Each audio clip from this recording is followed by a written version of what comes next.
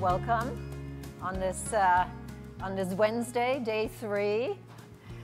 We'll talk about Jutro today, or how you can use Jutro to create actually great user experiences. So it all kind of fits together. You've probably heard a few things about Jutro. Some of you might have been in the hackathon presentation. Some of you saw the keynote.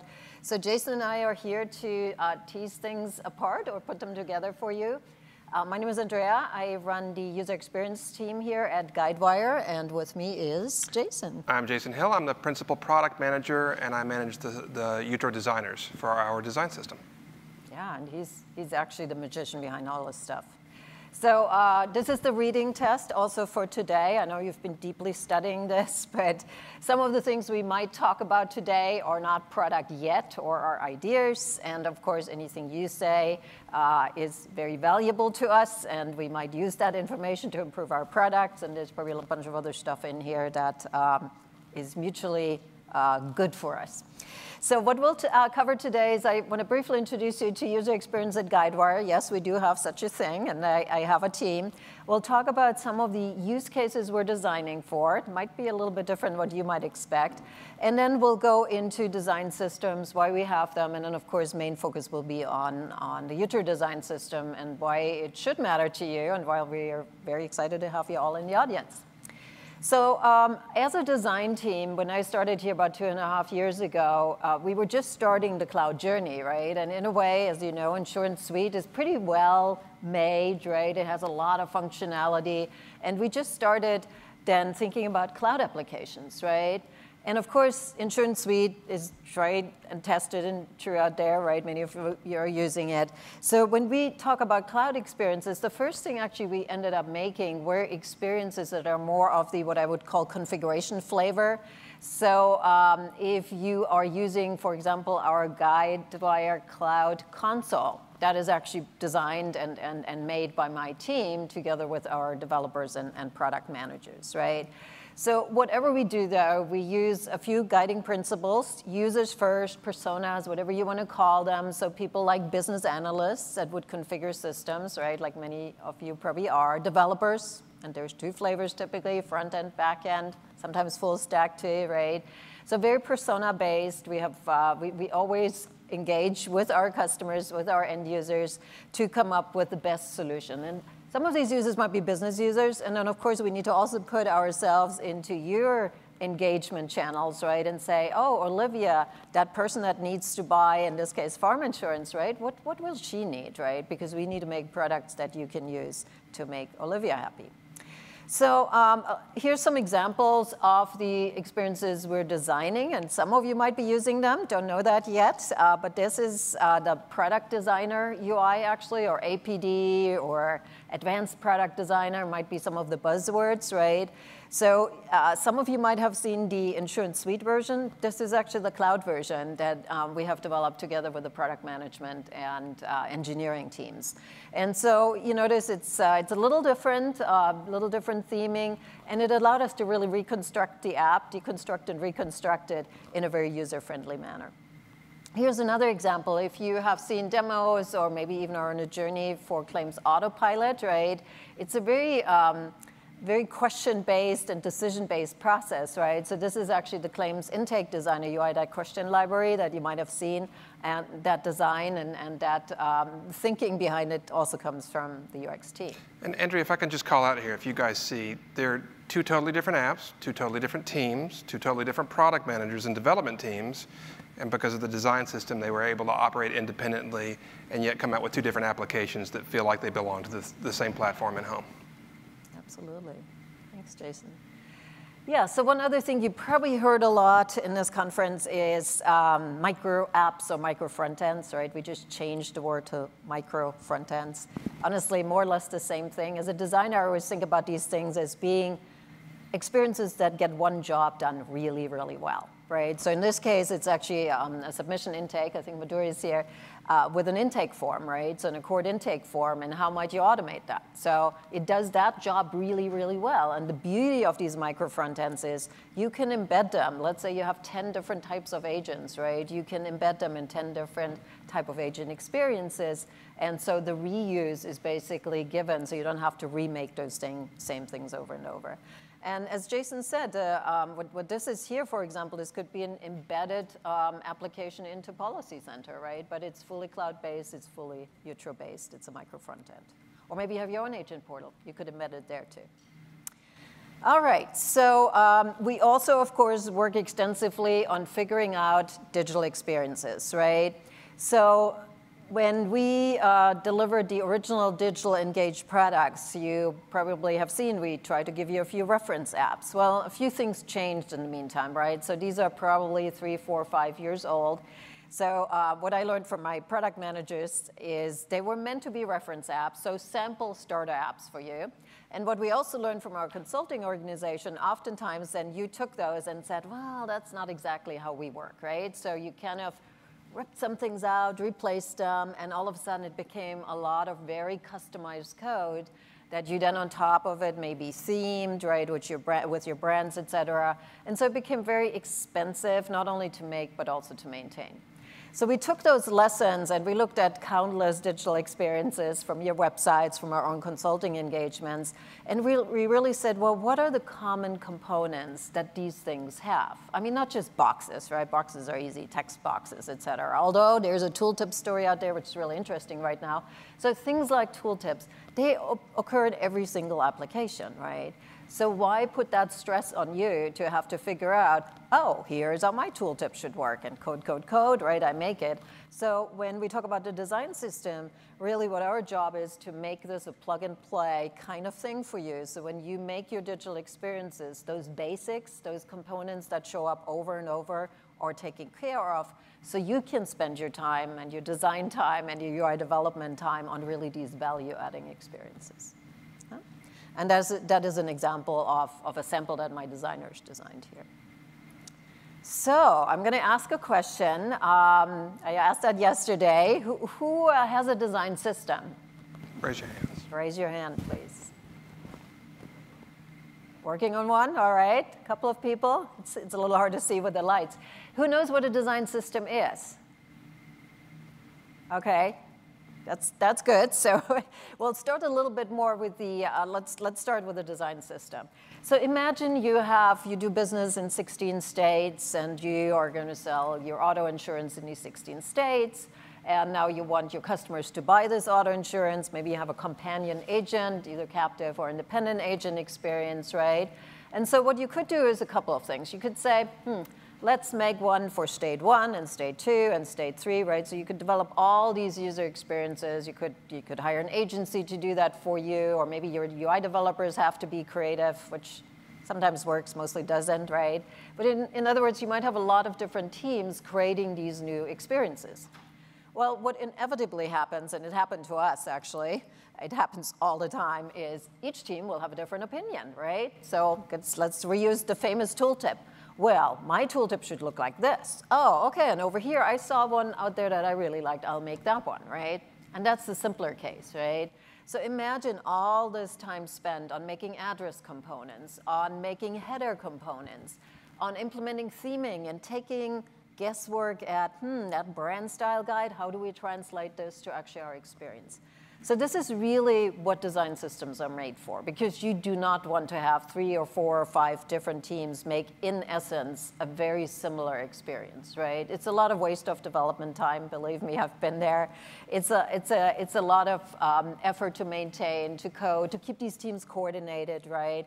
And so design system really documents the one version of the truth, what a text entry box should look like, what the address component looks like. So this is a fairly recent phenomenon. I did a couple of design systems in a prior life for a large enterprise company. We had embarked on that journey about 10 years ago. You might have heard about material design, maybe. This is actually Google's design system, so it's consumer-based, right? So when you build a Google app, they also don't want you to bother with making all these boxes and buttons and whatnot, right? So design systems were really invented to make things quicker. So what's in it? Bunch of assets, right? So things we would expect to see on a screen, and properties, right? So maybe you want a box that is mandatory, right? So you want to have that little asterisk thing in it, maybe, right? Well, some of you might differ. Oh, it shouldn't be an asterisk, it should be something else. Okay, so you change it, right? Or it could be a date picker, or it could be a search field, right? All these things have been invented. Whenever my designers come to me and say, oh, I need to design something for search, I said, no, you don't. You go and look at Google, they've done it for us. Thank you very much, right? So that's what a design system tries to predict. And then, of course, your brand, your product, those are the components you want to spend the time on, not on figuring out search and filters. We've done that for you. So it's not only UI design, no, it's code, right? So not only do your UI designers reuse this stuff, but, or if you don't have any, you can reuse it, but your developers can use those UI components as well, right? So the code is written for you instead of you having to write the code. And one of the things you'll see later is actually the properties. So my designers think a lot about, what might the customer want to change? Well, maybe they want to change the tooltip location, right? Or maybe they want to have a piece of text under a field, right? So all that can be actually done by a design system. So it's really supporting designers and developers. So I'm going to throw in another ad hoc question. How many of you have a design team, like a user experience design team? Some of you, good, okay. If they're not your best friends yet, make sure they are and they understand this presentation, because we're finding they actually also are a big stakeholder in Jutro. And it really has the opportunity actually to set some of the foundations of your system. So some of you might do business in Canada, right? Well, if you have an experience in Canada, you're also going to probably want a French version of that, right? Some of you might want to attract non-English speaking customers, right? How do you do that? So things like translatability, localization, translation, things like accessibility, things like security are also all good qualities of a design system. It's that non-sexy stuff that developers usually don't love to spend time with, because it's that nitpicky, you don't see anything, right? But it's so, so super important. And so all that basically comes from a design system.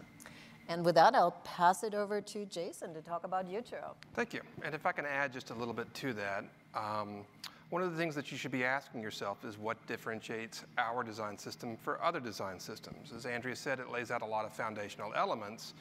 Jutro focuses on the property and casualty industry.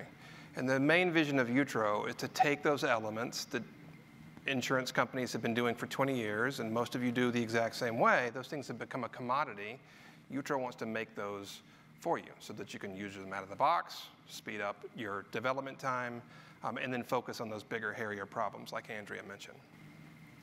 So it's not just a set of Lego blocks and components. It's actually a full toolkit, right? This is a site that we launched internally last year. It's available externally for customers that have licensed digital. It's a toolkit. It's a full toolkit. We talk about best practices. We talk about why we develop certain things. If there's specific research that we think is very important for you all to understand on why we made certain design decisions, we try and share that. And as the design system grows and continuously improves, we want to continue to add to this so that you get access to our research. It's not uncommon that you would find a best practice that you might want to break, because in the insurance industry, we do things a little bit different. Sometimes we focus on one area of the design system versus the other. One of the stories that I like to share is we've got a really talented design team. We could put together a design team that focuses on a payment pattern. We could spend a year doing it, and I have no doubt that we could probably come up with a payment pattern that's more delightful to use than Amazon's payment pattern. But would that help you all sell more policies? Would that help you maintain things? No, it's a pretty good payment pattern as it is. So our design system is really all about picking and choosing the right elements to focus on that it enhances that property and casualty journey. The next thing that the design system is typically composed of are components. You'll often hear these referred to as atomic level components. These are the smallest building blocks. Things like buttons, things like form fields and checkboxes, radio dials, and cards. Extensive amount of components. I think we have somewhere between 80 and 100 components now. So almost everything that you need to build your UIs. Now these are the smallest blocks. It is possible for one team to use these blocks and another team use these same blocks and still come up with minor differences in their UI, even though they're using the same blocks. So one of the things that you'll see your design system do is start to evolve into what we call a pattern library. Pattern libraries take these same atomic components and they start to put together these most often repeated patterns that you see. Again, these are the commoditized patterns like making a payment, like adding a vehicle, perhaps adding a home. You know, if you go do competitive research, you're not likely to see great differences in what those patterns look like. That's not where you guys make your competitive difference. So this is something else the design system can put together and start to do these patterns for you. It also consists of UI foundations. These are things like typography, the color grid, primary colors, what we call floor plans, which is basically our layout system that works alongside with the grid. That gives you some flexibility in how you do your layout, and it also helps you bootstrap your app together. You know, one of the things that Andrea and I always joke about, it's a design exercise that we used to do, so if any designers in the crowd, you'll understand this. When you do competitive analysis on the internet, there used to be only about 4 websites. I think there are probably 6 now. What that means is if you boil them all down and melt them down to their wireframes, they all look the same, right? You've got left nav, you've got top nav, you've got blog style, you've got information-dense websites. So there aren't a lot out there. So that's what the floor plan does, is it gives you a really good foundation to start to build up your app, and then you add your detail and your context and your nuance on top of that. And then last, but certainly not least, Jutro is not just a design system for designers. It closely matches the UI framework. So there's a lot of development tooling that goes into our design system as well. So that those components that you see in the design system in tools like Sketch and Figma, which we're onboarding to, they work and are implemented the same way in our tooling. Tooling has some things like upgrade scripts, some of the formatting so that you can see the code blocks are color-coded and tabbed out to help developers see things. Lots of nice little bitty small developer tooling that you can bring the code down, work in your IDE, and speed up your development journey. Our design system also relies a lot on what we call UI metadata. You'll hear it mentioned, you heard Mike talk about it and Diego talk about it in the keynote. You'll hear us talk about it. So what's so cool about it? Well, if you find these things that you do over and over and over again, a thing that you might want to code once and then maybe configure to be slightly different, that's where metadata comes in. And it really reduces the coding effort. If you were to code from scratch and try and use metadata like a programming language, it's going to feel a little bit slower and it's going to take you a little bit more time. But in those places where we built something and want you to configure it, or you know you're going to build it once and then configure it over and over again, something like a page layout on the side, using metadata winds up saving you a lot of time on the back end of things. You can validate your presentation metadata, so a lot of the upgrade scripts will validate what you're doing. The documentation greatly reduces the learning curve once you start to use metadata. As you heard in some of the hackathon presentations that we've talked about, the learning curve is there, but once you get through it, you see the benefits to metadata pretty quickly, especially if you're looking at those configurable elements. It really helps you reuse a lot of your code. And then one of the best things about metadata is that you can make changes live to the website. You don't have to build and redeploy these sites over and over again. You're able to make changes in the metadata, save it off to that file, and then at runtime, it just rebuilds itself without a build and deploy. So it's a really handy tool, especially if you're building those configurable experiences that Andrea mentioned. So we've talked a lot about this, right? What is configuration? What is customization? This would be one of those patterns that I was talking about. Again, adding a driver is fairly standard across the US, even into the EU. You've got to add first name and last name. You've got to get some information. So this is an example of where we could build this pattern out for you. We would want you to use this pattern, and then with what we call our theming mechanism, you go in with global variables and you change that pattern to look like your UI and your brand. You do things like add the stroke color, change the background color for the form fields, maybe change up some shadows, button colors, and you've got some configuration options for things like radio dials and checkboxes as well. So rather than build out your own componentized structure each time, you just pick ours up, use the global theming, and it reduces time drastically for how quickly you can get this sort of stuff implemented. So what is it that you can do in Jutro and Dobson? So this is an example of one of the apps that we built on the current version of Digital. It's all using pre-built components that you can find inside our design system. It uses metadata where it's appropriate. Again, those configurable types of experiences. All of our components are out of the box responsive, meaning that they are built to conform to multiple form factors. It's not quite the same thing as mobile first. We do have some mobile first elements, meaning that when we designed that, we thought of how it would work on a mobile device first, and then the design for the desktop followed. But most of them are at the very least responsive, which will help out. You can quickly mock up your digital user experiences. So part of digital is that we give you access to that toolkit that I talked about earlier. Part of that is a sketch file that contains all of these design elements and can help your designers bootstrap up. As I mentioned, we're moving to Figma fairly soon, so we hope to unroll that to our customers once we're fully onboarded and have everything converted.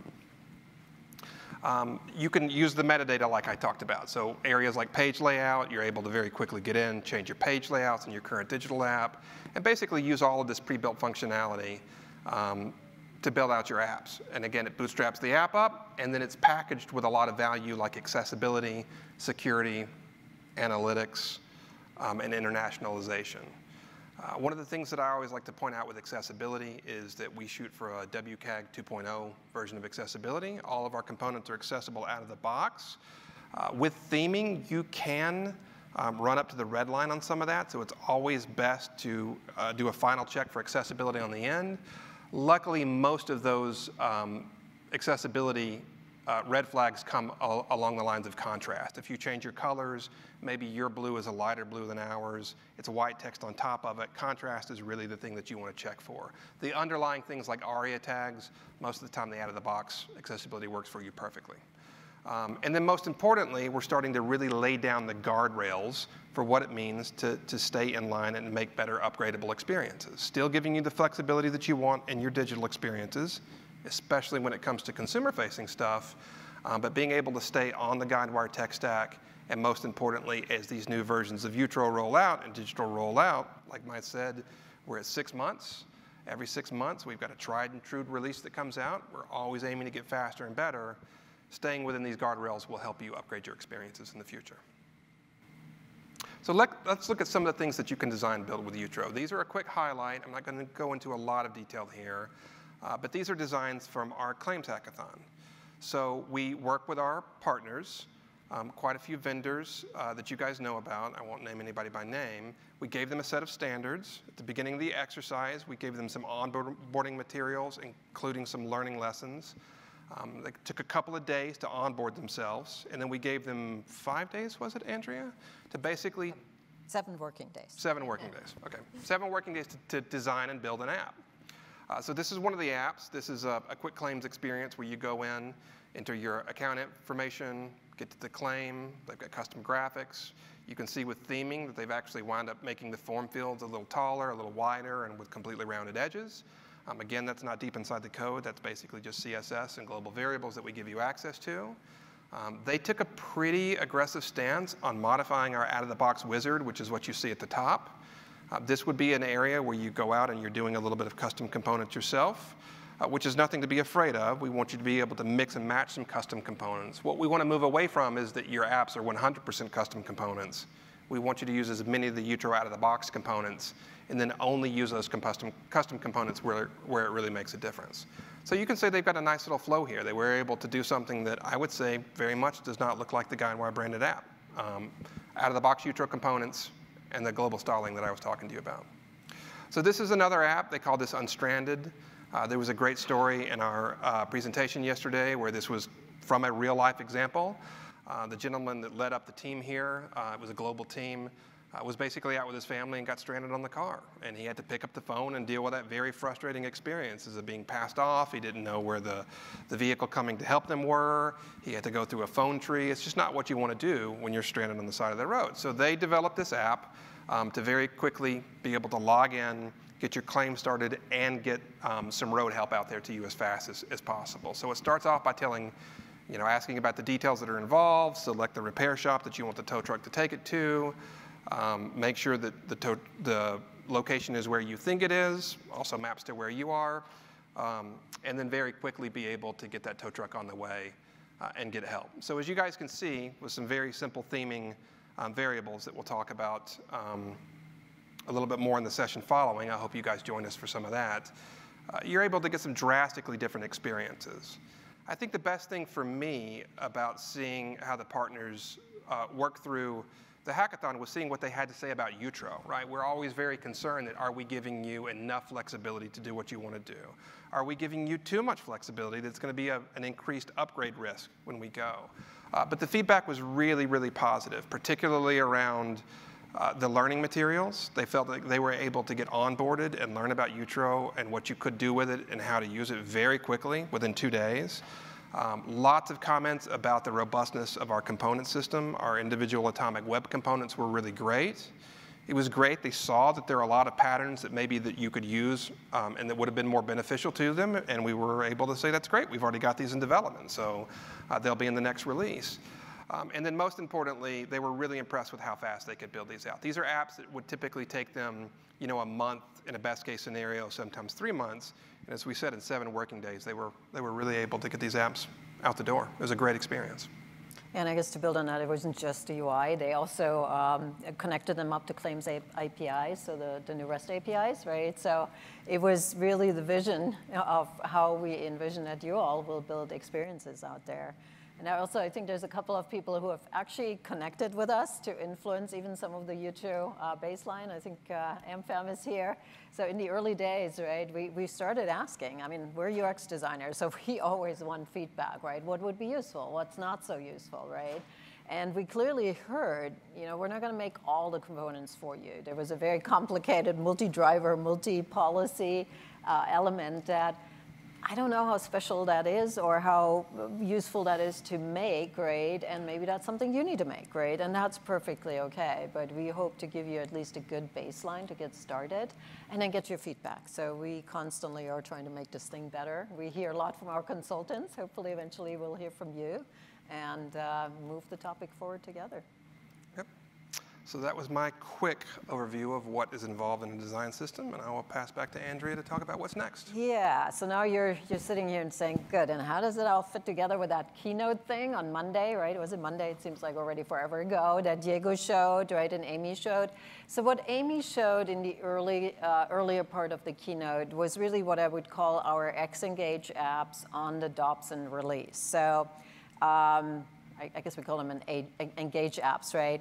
So on the Dobson release, meaning on the Dobson Cloud release, right? So everything we talked about, the design system, right? The learning missions that Jason showed. So everything we showed today and that Amy showed on stage is available to you as part of Dobson, right? So the digital code line is now part of our cloud code line. And one thing we realized, though, during the hackathon was that we needed to become a little bit more and we realized this even internally, a little bit more prescriptive in how apps should be built, right? Because today we're still using, let's say, the Engage Shell app, right? That has things like the view model controller, validations that go back deeply into Insurance Suite, the Edge APIs, right? So little by little, we're trying to see, well, how can we help you move this to the more modern technology stack and really take advantage of a SaaS world, right? Because SaaS applications are very, very different. I had to learn that the hard way very early on in my career. So really, how do you do that, right? So when we look at, and I see Madhuri here, next generation apps, so we're doing this too. So we are always the first user of Jutro. So I will hear about it first if something doesn't work, which is good because that protects you all. My designers will say, nah, that control is not going to work. We need to change it, which is also good, right? So we're constantly using our own stuff to build these applications before it even goes out to you. But the question is just like Jason said, right? We call them design experiences. I don't know if this is the best word. I think I heard a lady in the audience saying the other day, CX, right? We're all now CX companies, customer experience companies, right? So how do we give you the power to build these customer experiences that are engaging, that are differentiating, that pull the user in, right? And this is really this third block here, the compose and assemble tab that we're envisioning right now. So that was Diego's demo, Dimitri's demo, as you saw it, right? So can I tell you exactly what's going to come as part of Elysium in that? We're actually making it as we go. So as Diego mentioned, it's very much vision, right? A few things, though, are in place, right? We have been tirelessly working on the cloud APIs, so more and more are out there, right? So the good news is you can now make these data calls. The UI and the backend don't have to be interwoven anymore, right? What we found, though, is to get really good user experience connected to data, you're going to have to look at these REST APIs carefully, because they're really just a dump out of Insurance Suite, right? Which doesn't make for a good user experience. So what I like to call them actually experience APIs. So I like to think of, let's start with the experience first. What experience are we trying to create out there for our users, agents, end users? And then go look for the right data, right, the right function modules, et cetera. So this is one thing we're also trying to think, well, do we give you an SDK that pre-thinks some of that, or what should be the best way to do it? And the other thing we're doing is we create what I call an app wrapper, really, that is cloud ready, right? So you might not recall this in the demo, but the first thing was we ended up in the Cloud Guidewire console, and this is where UI developer would start and just say, make a new Jutro app, right? Well, that's easier said than done, because a new Jutro app or a new Jutro micro front end needs to have certain qualities to it. For example, where does my user authentication come from? Would be a good question to determine that, right? Or what styling, so that little theming thing, right? What styling do I want to use for the app, right? Do I connect the app to Policy Center, right? So this whole orchestration is something that we haven't really done with digital yet. So this next generation of the Jutro Web Application Platform will take full advantage of the native capabilities, really, of a SaaS application. And then the micro front end, or the micro front ends, think again of them as smaller chunks, right? So let's say you need to make an agent experience and an end user experience. They could have the same quote front end, right? Because they go exactly through the same step, but obviously the agent also gets to do other stuff. Or maybe you're working through affinity channels, right? If you listen to the gentleman from Buckle, that was actually amazing if you look at the whole ecosystem that might sell insurance, right? So I strongly believe that we need to give you tools that allow you to embed your insurance, especially the quote and buy flows, anywhere, right? And inherit maybe that theming and that authorization. So that's what the micro front ends do. They're tiny things that you can build. We'll need to figure it out first, and then you will be able to build that can be embedded in just about any channel. And that's really, really powerful. So we are rethinking that. I think you're on the show floor, I believe. So if you want to take a peek behind the scenes on even rethinking what a new agent experience might look like in this world, where you still can leverage your current investment, but maybe also create a independent agent experience, right, that you haven't even tackled yet, that is the idea that we slowly move you towards that new experience. And then we also know there will always be custom-built apps, right? So let's face it, if you want to do a native iOS app, my design team is too small to do an iOS design system, right? Or native Android app. Or if your product is so custom that maybe many of our components won't work, I will, and you won't break my heart, I would always, always recommend, well, there's a case-by-case decision. I mean, the trade-offs you make, typically more expensive, right? Typically, I would definitely hire a design team if you do that. Don't do that without a design team, because we know things, how users behave, right? I would also make sure you have really some good UI developers out there, because to do good development is hard. And then I would also be aware that you will need to figure out your own upgrade, because we can't upgrade something that we don't know, right? So you might be using our APIs, but you might not be using our upgradable front ends. So you have all the options, really. That is our dream to get for you. And with that, I would open it up to questions, I think. Oh, a couple of things. So we're running, actually, which is why Jason's going to run out of the room here in a second, something called Customer Influence Council. So when I got to Guidewire, people said, oh, we don't co-design with our customers. I said, well, why not? And as a design person, I get to do some crazy stuff sometimes. So I said, well, why don't we establish something called Customer Influence Councils, where we invite some of you that are interested in helping us influence our design system, for example, into smaller working groups, and really give us feedback, right? We have a lot of design ideas on the table. I am 100% sure some of them are good, some of them are not useful at all. And we all rather learn that earlier than later, right? That these options are what you desire or not, right? Because I don't want to make stuff that's not useful to you. So if you are interested in, I think today's session is relatively full, but ping Jason and me. We'd love to have a standing group, actually, that helps us make the design system a better thing. So we already have a few people, I think, recruited here. And then we don't just want that feedback, quite frankly, for the design system. All my designers design things for you.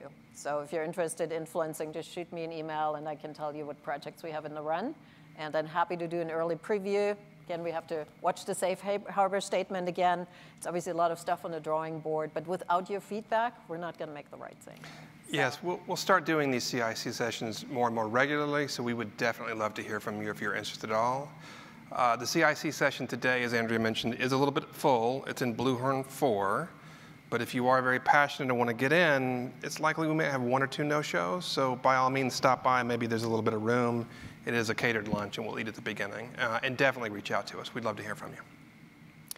Yeah, and before we open it up to questions, so if you want to know more, I also own the documentation team. Actually, that's under my jurisdiction.